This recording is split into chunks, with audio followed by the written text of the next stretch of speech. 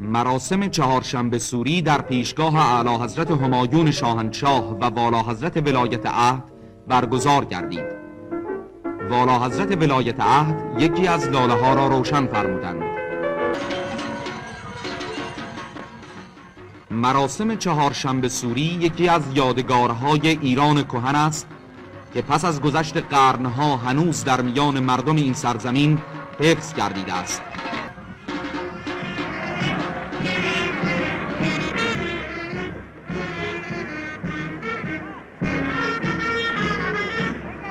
به مناسبت فرارسیدن نوروز فرخنده باستانی، گروه کثیری از رجال و شخصیت‌های ورزشی و قهرمانان و جوانان و نمایندگان سازمان‌های ورزشی شهرستان‌ها در کاخ مرمر به حضور شاهنشاه بار یافتند.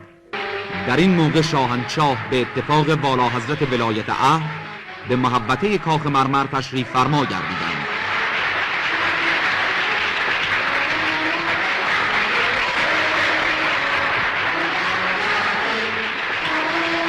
شاهنشاه نمایندگان استانها و شهرستانها را مورد تفقد قرار دادند و به هر یک کیسه سکه یادبود نوروز سال 1342 را مرحمت فرمودند.